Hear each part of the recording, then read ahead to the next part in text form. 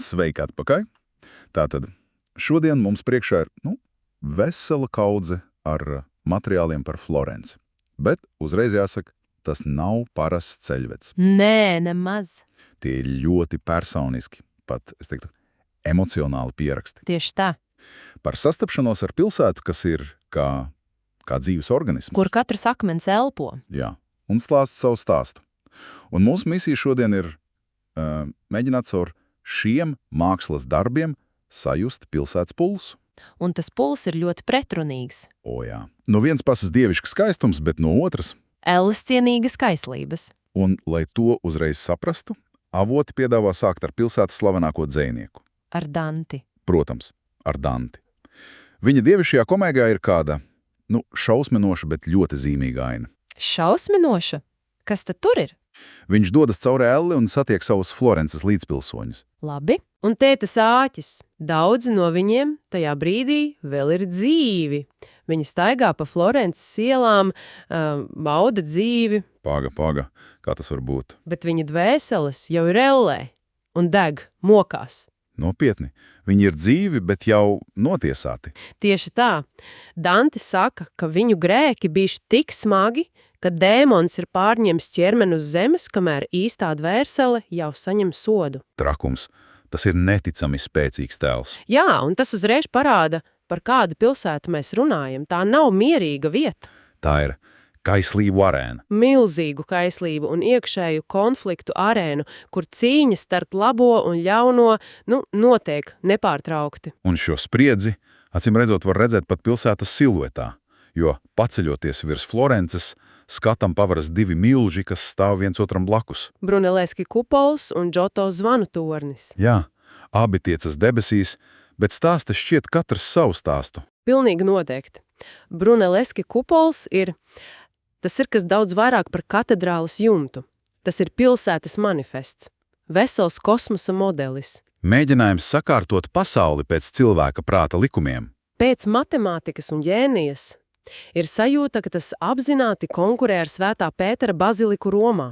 Tāds kā paziņojums. Jā, it kā sakot, jums Romā ir vara un ticība, bet mums Florencē ir zināšanas un māksla. Alternatīvs pasaules centrs, bet tieši blakus šim grandiozajam, kosmiskajam kupolam ir Giotto zvanu tornis.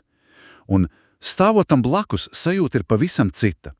Ne tik visaptveroša, drīzāk personiskāk. Kā dārglietu lādīte. Labs salīdzinājums. Milzīga, smalkiem rakstiem rotāta dārglietu lādīte. Tieši tā.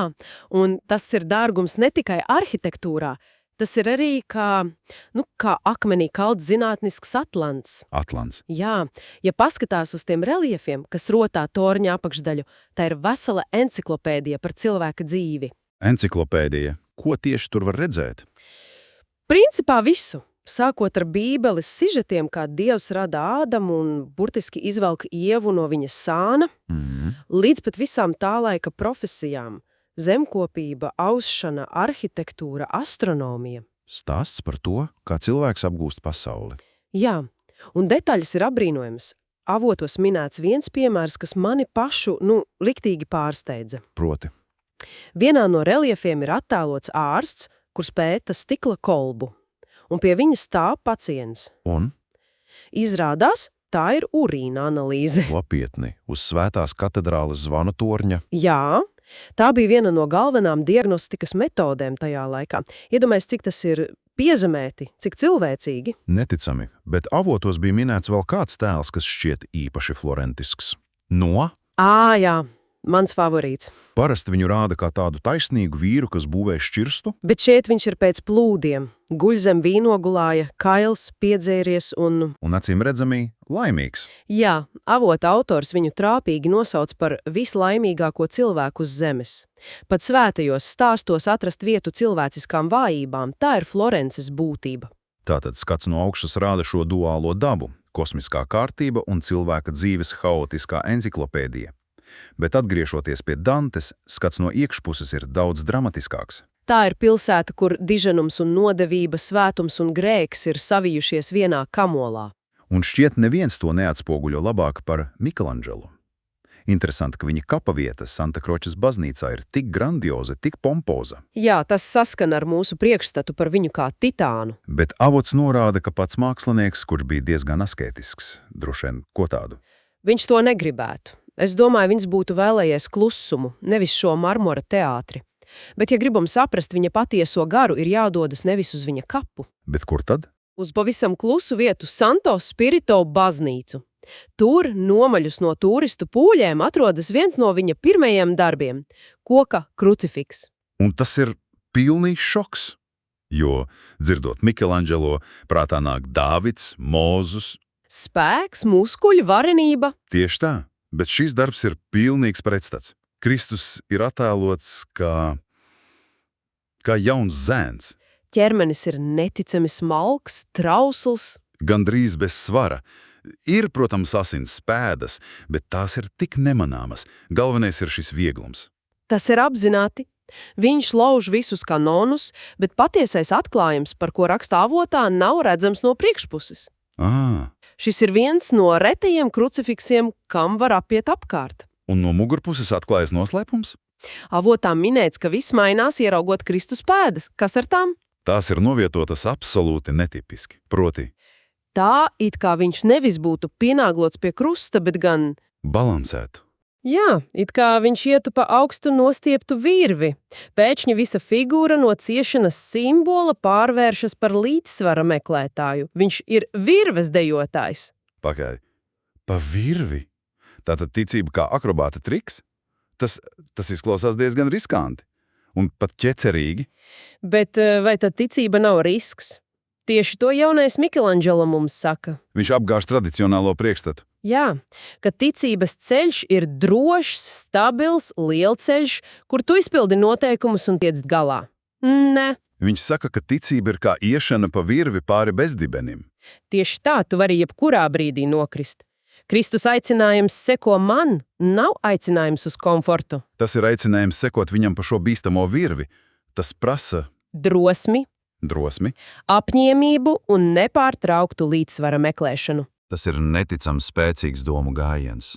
Un to visu pasaka 17-gadīgs puisis. Bet kā šī spriedze izpaužās lielākā mērogā? Piemēram, tādā vietā kā Uffizi galerija, kas ir, īsts mākslas lielveikals. Lielveikals ir labs vārds. Tur ir viegli apmaldīties. Un paskriet garām šedevriem. Tieši tā. Bet ir viena glezna, pie kuras, kā rakstīts avotos, ir vērts apstāties ilgāk. Leonardo da Vinci austrumu gudro pielūgsme. Ah, jā, tā nepabeigtā glezna. Es vienmēr esmu to uztvēris kā tādu, skiču bloku. Fascinējoši, bet nepabeigti. Jā, bet avots apgalvo, ka saukt to par nepabeigtu ir fundamentāla kļūda. Kā tā? Tā ir pilnībā pabeigta savā idejā. Un tieši šī šķietamā nepabeigtība ir daļa no vēstījuma. Leonardo ir izdarījis ko revolucionāru. Viņš vienā audeklā ir attēlojis 2 laikmetus. Vienlaicīgi. 2 laikmetus? Kā tas izpaužas? Paskaties uz fonu. Tur ir pilnīgs hauss. Mežonīgi zirgi, kas kaujas, karavīri, kāpnes, kas ved uz nekurieni. Drupas. Tā ir vecā pagāniskā pasaule pirms Kristus. Pasaule bez centra, bez likuma. Un tad paskaties uz priekšplānu. Tur ir Madonna ar bērnu un gudrie. Viņi ir mierīgi? Vairāk nekā mierīgi. Viņi veido perfektu harmonisko piramīdu. Viņi ir kā miera sala šajā haosa okeānā. Tā ir jaunā pasaule, kas dzimst. Jā, Leonardo parāda vēstures lūzuma punktu. Šī harmoniskā grupa kļūst par jauno likumu, jauno centru, un uz tā fona visa pārējā pasaules disharmonija pēkšņi kļūst mazsvarīga. Skaidrs. Kad to saprot, glezna vairs nešķiet nepabeigta, tā stāsta par kārtības dzimšanu. Labi, tātad Leonardo rāda, kā no haosa dzimst šī jaunā dievišķā kārtība, bet ir mākslinieki, kas skatītāji iemet atpakaļ tajā pirmatnējā haosā. Atpakaļ Dantes ellē. Tieši tā. Es domāju par to šokējošo medūzas galvu no Caravaggio. Atzīšos, šis darbs man vienmēr ir licies nedaudz atbaidošs. Tas ir mērķis. Viņš negribēja, lai tu justos ērti. Viņš gribēja tevi satricināt. Tas nav tikai vairogs ar briesmoņa galvu. Nē, tās acis skatās tieši uz tevi. Kliedziens ir vērsts pret tevi. Tas ir ierocis, kas tev uzbrūk. Un autors piedāvā ļoti modernu interpretāciju šim darbam. Jā, un tā liek par to domāt pavisam citādi. Interpretācija ir tāda, ka medūzas galva simbolizē agresiju, kas maskējas kā aizsardzība. Cik bieži mēs to redzam? Pastāvīgi. Cilvēks saņem stietienu un, aizstāvoties, sit pretī vēl stiprāk. Valsts tiek apdraudēta un, aizstāvoties, pati kļūst par agresoru. Nebeidzama vardarbības spirāli. Tieši tā. Tas uzreiz atsauc atmiņā Kristus teikto par otra vaiga pagriešanu. Jā, un autors uzsver, ka tas nav aicinājums uz pazemošanos. Bet gan veids, kā šo ciklu apturēt. Precīzi. Tā ir radikāla ideja, ka tu pagriež otru vaigu, tu uzņem sitienu sevī un neļauj vardarbībai riņķot tālāk, tu to pārtrauc. Bet medūzas galva ir šī cikla mūžīgais simbols. Jā, viena šausmu grimase izraisa nākamo. Karavadžo pirms 400 gadiem ir uzgleznojis mūžīgo cilvēces postu. Kas ir aktuāls katru dienu ziņās. Tas ir neticami smags vēstījums. Pēc Karavadžo tumsas gribas kaut to citu. Kaut ko gaišu. Jā, vai Florence ir arī vieta, kas piedāvā glābiņu no šī kaislību virpuļa? Protams, un tas ir San Marko klosters. Kontrasts ir tik spēcīgs, ka ieejot tur liekas, ka esi atstājis visu pasaules smagumu aiz durvīm. Tur nav lielu audeklu zeltītos rāmjos. Nē, tur sienas rotā Fra Angelico freskas. Gleznojumi, kas tapuši tieši uz mitra apmetuma. Tiem ir īpašs maigs mirdzums.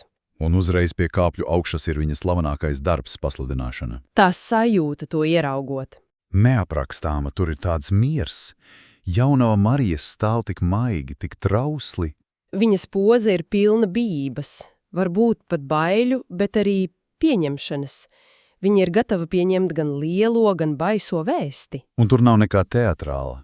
Tikai dziļš, kluss garīgums. Un tas ir raksturīgi visai Fra Angelico mākslai. Pat tad, kad viņš glezno traģiskākos notikumus, piemēram, sišana krustā. Galvenā sajūta nav ciešanas.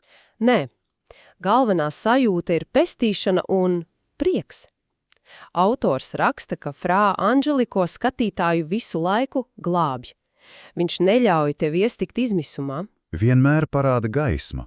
Ir vēl viena freska, kas to lieliski parāda. Stāsts par Svēto Dominiku. Jā, tā ir brīnišķīga. Mēs redzam Svēto Dominiku sēžam un lasam grāmatu, visticamāk par Kristus ciešanām. Un pēkšņi viņš paceļ acis. Un grāmata viņam izkrīt no rokām. Jo no grāmatas lapusēm viņa priekšā iznāk īsts, dzīvs Kristus, kurš nes krustu. Tas vairs nav tikai stāsts. Nē, māksla to ir padarījusi par realitāti, par dzīvu pieredzi. Brīdis, kad vārdi kļūst par miesu. Burtiski. Un autors apraksts noslēdzas ar kādu neticami skaistu ainu tieši šajā klosterī. Autors stāv pagalmā, kur pie sienas ir krucifiks, un pēkšņi pagalmā ieskrien jaunas meitenes un sāk dejot. Skolas ekskursija vai kas tāds, jā. Un skan Baha mūzika. Kāds kontrasts asketiskais klosteris un jaunības enerģija. Tieši, un tajā brīdī autoram nāk atklāsme. Viņš saprot, ka šis mirklis savieno 2000 gadu vēsturi. Ka tas Kristus upuris pie krusta. Jā, tās ciešanas bija tamdēļ, lai šī dzīvība, šī dēja, šis prieks varētu pastāvēt. Tas nebija upuris nāves, bet gan dzīvības vārdā. Un šajā klusajā klostera pagalmā viss saslēdz kopā. Tas ir perfekts kopsavilkums par Florences garu. Tā nav tikai muzejs, kur mēs skatāmies vecas lietas. Tā ir pilsēta, kuras māksla ir dzīva. Jā, un nepārtraukti uzdod mums jautājumus par ticības risku, par kārtības dzimšanu no haosa. Par vardarbības nebeidzamo ciklu un par žēlstības iespējamību. Tā ir vieta, kas ļauj pieskarties harmonijai. Bet tajā pašā laikā neļauj aizmist par tumsu, kas mīt cilvēkā. Un avots noslēdzās ar vienu ļoti provokatīvu domu. Jā. Pēc visiem šiem iespaidiem sarunas dalībnieks ieš dārzā, bauda dabas skaistumu, ziedu, sauli un uzdod jautājumu, kas paliek karājamies gaisā. Un tas ir jautājums, kas domāts mums visiem. Jā, un tas skan apmēram šādi. Pasaulē, ko radīs Dievs, viss ir dots. Ir skaistums, ir mīlestība, ir prieks. Kāpēc cilvēkam ar to nepietiek? Kāpēc joprojām pastāv šī neizskaidrojamā vēlme kādam noskrūvēt galvu? Kāpēc šajā skaistuma pilnajā pasaulē pastāv šī dziņa pēc iznīcības? Un uz šo jautājumu Florence atbildi nedod. Tā tikai liek mums par to domāt.